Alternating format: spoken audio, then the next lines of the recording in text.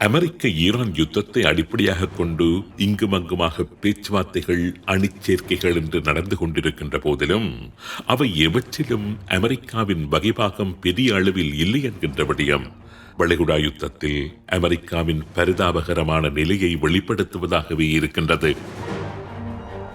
அமெரிக்காவின் ஈரான் மீதான யுத்தத்தின் பலனாக மூடப்பட்டுள்ள ஹோர்முஸ் நீரிணையை மீண்டும் திறப்பதற்காக வென்று நடைபெற்றுக் கொண்டிருக்கின்ற பேச்சுவார்த்தைகளில் ஓமானும் ஈரானும் தான் பேசிக் கொண்டிருக்கின்றனவே தவிர அமெரிக்கா அதனை ஊரமாக நின்று வேடிக்கைதான் பார்த்துக் கொண்டிருக்கின்றது. பாபில் மண்டேப் நீரிணை, செங்கடல், ஈடன் வளைகுடா போன்ற இடங்களில் ஈரான் மற்றும் ஹவுத்திகளின் அச்சுறுத்தலை சமாளிப்பதற்காக வென்று சவுதி அரேபியா தலைமையில் உருவாக்கப்பட்ட 14 நாடுகள் கொண்ட அணியிலும் அமெரிக்கா இல்லை. அந்த பிராந்தியத்தில் ஏற்படுகின்ற அச்சுறுத்தலை சமாளிப்பதற்காக வென்று சவுதி அரேபியாவும் துருக்கியும் பாகிஸ்தானும் இணைந்து அமெரிக்கா இல்லாத ஒரு இராணுவ உடன்படிக்கையை ஏற்படுத்திக் கொள்ளுகின்றன. கடந்த பிப்ரவரி மாதத்தில் இஸ்ரேலுடன் இணைந்து அமெரிக்கா ஆரம்பித்த ஈரான் மீதான யுத்தத்தில் தற்பொழுது இஸ்ரேலே இல்லை. இதுவரை காலமும் அமெரிக்காவுடன் இணைந்து செயற்பட்டு வந்த நேட்டோ ஈரான் மீதான அமெரிக்காவின் தற்போதைய யுத்தத்தை தள்ளி நின்று வேடிக்கை மாத்திரம்தான் பார்த்துக் கொண்டிருக்கின்றது. என்ன நடந்தது அமெரிக்காவுக்கு? வளைகுடா களமுனையில் ஏன் தனித்து நிற்கின்றது அமெரிக்கா? அமெரிக்கா அடுத்து என்ன செய்ய போகின்றது? ஒரு முக்கியமான காலச்சூழலில் நின்றபடி பூகோள அரசியலையே புரட்டி போட்டுக் கொண்டிருக்கின்ற மத்திய கிழக்கு விவகாரங்களை கொஞ்சம் ஆழமாக ஆராய்கின்றது இந்த உண்மையின் தரிசனம் நிகழ்ச்சி.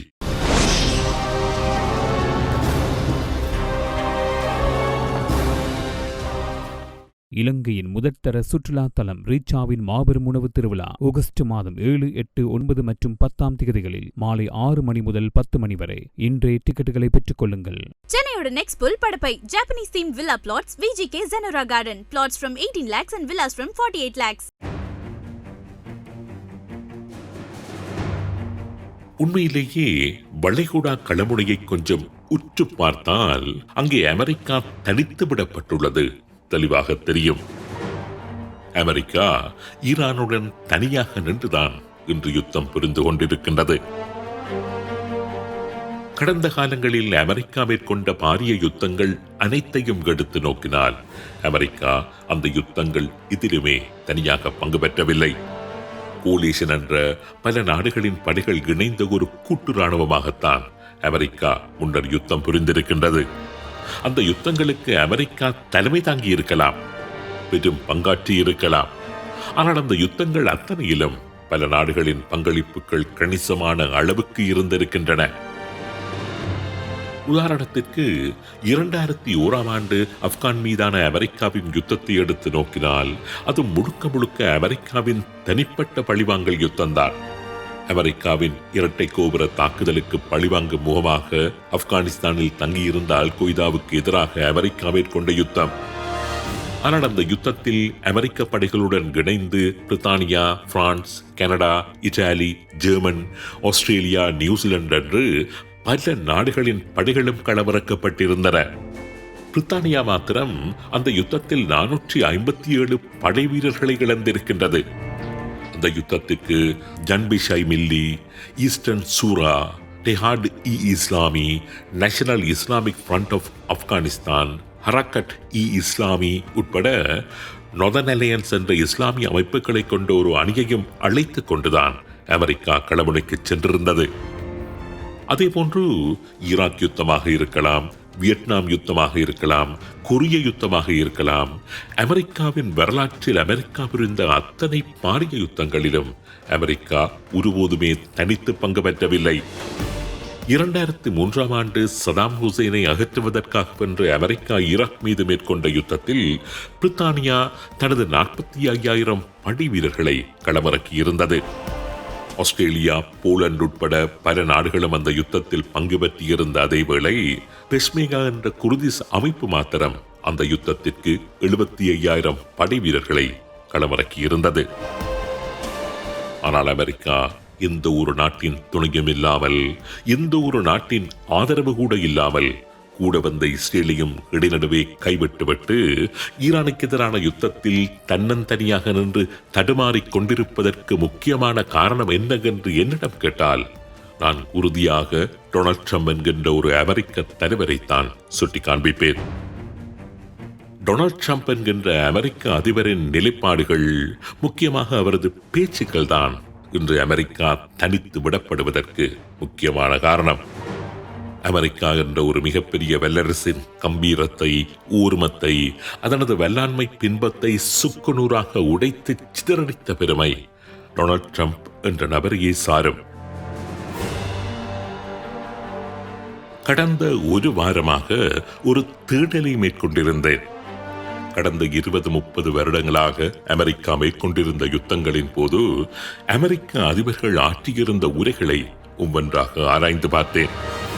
அவர்களது பேச்சுக்கள், அந்த பேச்சுக்களின் பின்னால் இருந்த அரசியல், தமது நாடு முன்னெடுத்திருந்த யுத்தங்களுக்காக அவர்கள் முன்வைத்த நியாயப்பாடுகள், இவைகளை ஒவ்வொன்றாக நிதானமாக பார்த்த வேளைகளில் ஒரு விஞ்ஞானபூர்வமான அணுகுமுறை, நேர்த்தி அவர்களது அந்த ஒவ்வொரு உரைகளிலும் இருந்ததை காணக்கூடியதாக இருந்தது. ஆனால் டொனால்ட் ட்ரம்பின் அண்மைக்கால உரைகளை எடுத்து நோக்கினால் ஒப்பீட்டளவில் முன்னைய அமெரிக்க அதிபர்களது பேச்சுக்களுக்கும் சிறிதும் பொருந்தாத ஒரு வகை வளவளா பாணிதான் அந்த உரைகளில் தென்பட்டது. ட்ரம்பின் உரைகளில் தற்புகழ்ச்சி, தற்பெருமை, ஒரு நிலையில்லாத தன்மை இவைகள்தான் மேலோங்கியிருந்தன. ட்ரம்புக்கு முன்னரான காலங்களில் அமெரிக்கா ஒரு யுத்தத்திற்கு செல்கின்றது என்றால் முதலில் அமெரிக்க அதிபர்கள் ஒரு அறைகூவலை விடுப்பார்கள். அந்த யுத்தத்திற்கான நியாயப்பாடுகளை மிக மிக தெளிவாக முன்வைப்பார்கள்.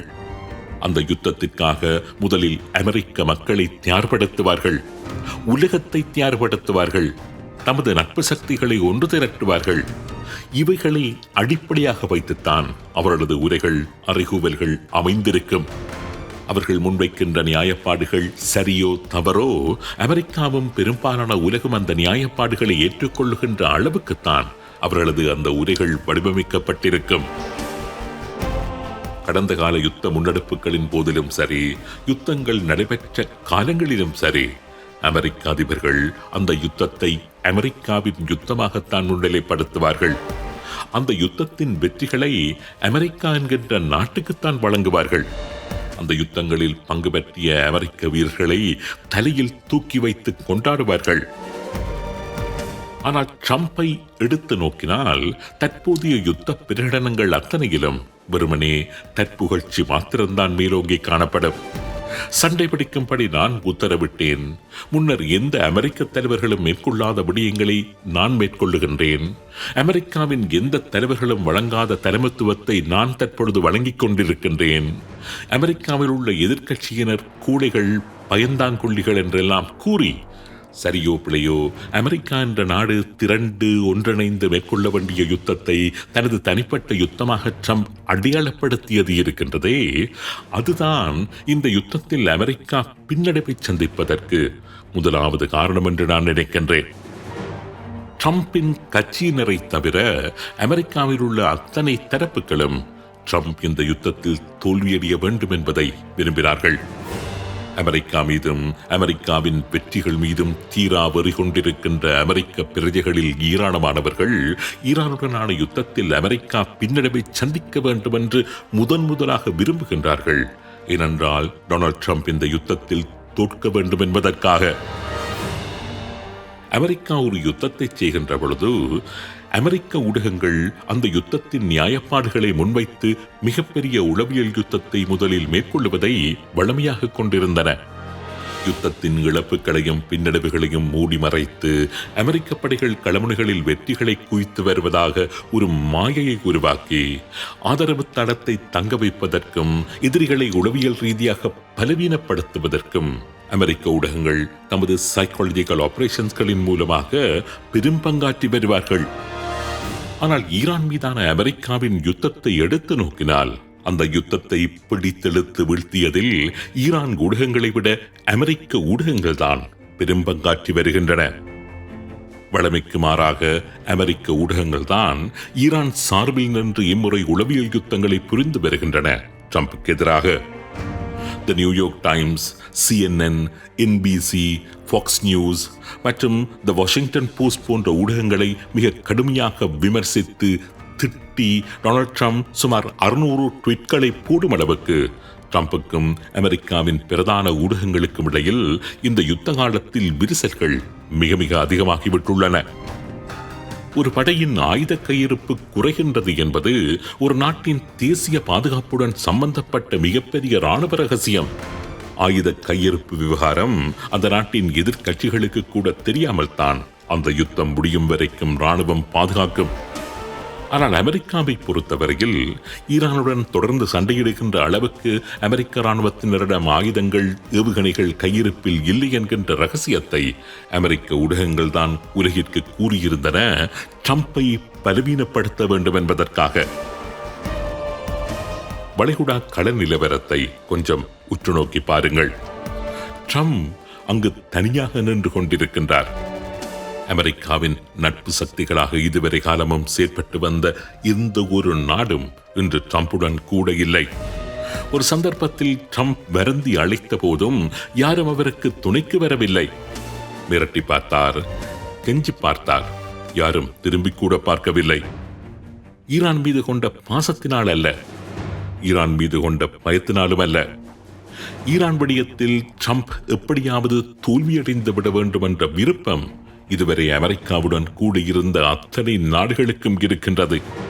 ஏனென்றால் ட்ரம்ப் மாத்திரம் ஈரானுடனான யுத்தத்தில் வெற்றியடைந்து விட்டால் அடுத்ததாக அவர் கிரீன்லாந்து மீது கை வைப்பார், கனடாவை கபளீகரம் செய்வார், நீட்டோவை சிதறடிப்பார். இதுவரை அமெரிக்காவுடன் துணையிருந்த அத்தனை நாடுகளுக்கும் இது நன்றாக தெரியும். உங்களுக்கு ஞாபகம் இருக்கும் என்று நினைக்கின்றேன். அமெரிக்காவின் ஜனாதிபதி தேர்தலில் ட்ரம்ப் வெற்றி பெறுகின்றார். அவர் அமெரிக்காவின் ஜனாதிபதியாக 2025 ஆண்டு ஜனவரியில் பொறுப்பேற்றுக் கொள்கின்றார்.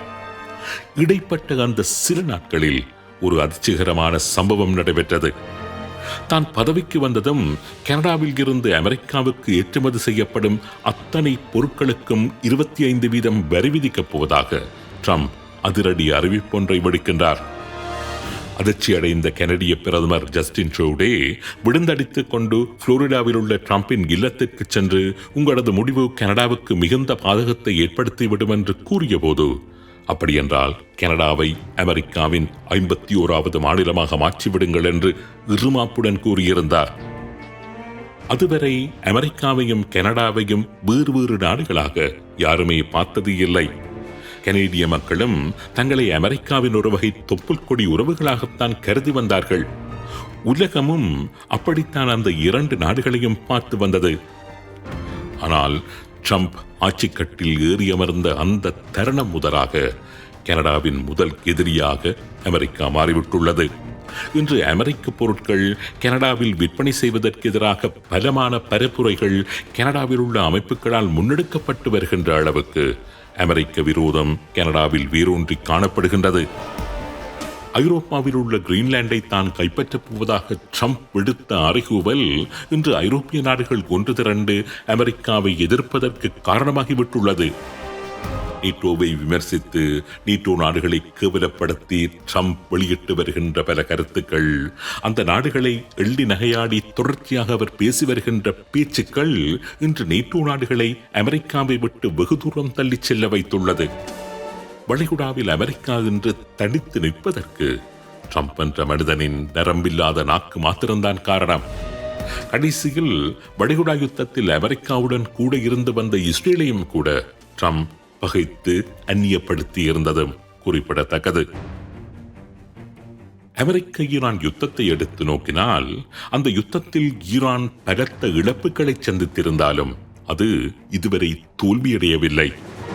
ஆனால் அமெரிக்காவை எடுத்து நோக்கினால் படைத்துறை ரீதியாக பல இழப்புகளை அது எதிரிக்கு கொடுத்திருந்தாலும் இதுவரை அமெரிக்காவினால் ஒரு வெற்றியை பெற்றுக் கொள்ள முடியவில்லை.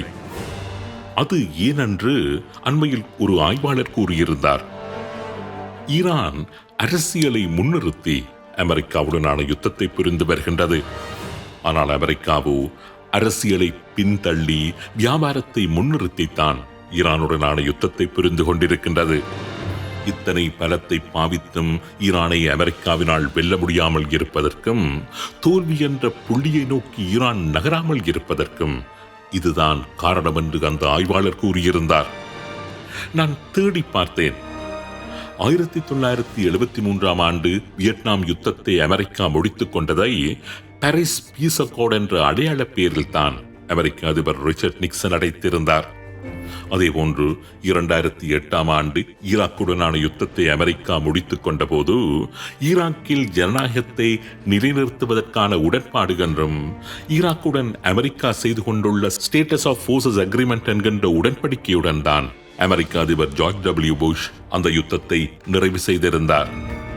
2014 ஆண்டு ஈராக்கில் இருந்து அமெரிக்க படைகள் வெளியேறிய போது அமெரிக்க அதிபராக அப்பொழுது இருந்த பராக் ஒபாமா ஈராக்கின் ஜனநாயகம் மற்றும் பாதுகாப்பு பற்றி பேசியபடிதான் அமெரிக்காவின் அந்த ஆக்கிரமிப்பை முடித்து வைத்திருந்தார். ஆப்கான் யுத்தம் நிறைவடைந்த போதும் டோஹா அக்ரிமெண்ட் என்கின்ற வார்த்தை பிரயோகத்தை பாவித்துத்தான் அமெரிக்க படைகள் அங்கிருந்து வெளியேறியிருந்தன. ஆனால் தற்போதைய யுத்தத்தில் ட்ரம்ப் டீல் என்கின்ற வார்த்தை பிரயோகத்தை தான் அடிக்கடி பயன்படுத்தி வருகின்றார். அக்ரிமெண்ட், பீஸ் அக்கார்ட் போன்ற வார்த்தைகளை தவிர்த்துவிட்டு டீல் என்கின்ற ஒரு வார்த்தை ஈரான் விடயத்தில் ட்ரம்பினால் பாவிக்கப்பட்டு வருகின்றது. டீல் என்கின்ற வார்த்தை பெரும்பாலும் வியாபார நடவடிக்கைகளின் போது பயன்படுத்தப்படுகின்ற ஒரு வார்த்தை. அரசியலில், யுத்தத்தில் டீல் என்கின்ற வார்த்தை பெறுமதி இல்லாத ஒரு வார்த்தை, நம்பிக்கையை ஏற்படுத்தாத ஒரு வார்த்தை பிரயோகம். சர்வதேச நியதிகளையும் சர்வதேச சட்டங்களையும் பலவீனப்படுத்தக்கூடிய ஒரு சொல்லாடல் தான் ட்ரம்பின் டீல் என்கின்ற அந்த சொல்லாடல். ஈரானுடனான யுத்தத்தை ட்ரம்ப் வெறும் வியாபார ரீதியிலான ஒரு யுத்தமாக அடையாளப்படுத்தி அந்த யுத்தத்தை புரிந்து வருவதும் அமெரிக்கா ஒரு வெற்றியை அறிவிக்க முடியாமல் இருப்பதற்கு ஒரு காரணமாக இருக்கலாம். 2016 ஆண்டு கியூப தலைவர் ஃபெடல் காஸ்ட்ரோ மறைந்த காலத்தில் ஒரு மேற்குலக ஊடகம் வெளியிட்டிருந்த அட்டைப்படம் எனக்கு ஞாபகத்திற்கு வருகின்றது. அந்த அட்டைப்படத்தை இந்த நிகழ்ச்சியில் பகிர்ந்து கொள்வதற்காக தேடி பார்த்தேன், கிடைக்கவில்லை. அந்த அட்டைப்படம் இப்படித்தான் இருந்தது: அமெரிக்கா அழிந்து சிதைவதை பார்க்காமல் நான் இறக்க மாட்டேன் என்று ஃபெடல் காஸ்ட்ரோ கூறியிருந்த கூற்றுடன் ஃபெடல் காஸ்ட்ரோவின் புகைப்படத்தை அந்த பத்திரிகை தனது அட்டைப்படத்தில் பிரசுரித்திருந்த அதே வேளை அருகே டொனால்ட் ட்ரம்ப் அமெரிக்க ஜனாதிபதியான செய்தியையும் பிரசுரித்திருந்தது. அப்பொழுது அந்த அட்டைப்படம் சொன்ன செய்தி எனக்கு பெரிதாக விளங்கவில்லை. ஒரு வகையில் நகைச்சுவையாக தோன்றியது. ஆனால் இப்பொழுதுதான் அந்த அட்டைப்படத்தின் உண்மைத்தன்மை விளங்குகின்றது.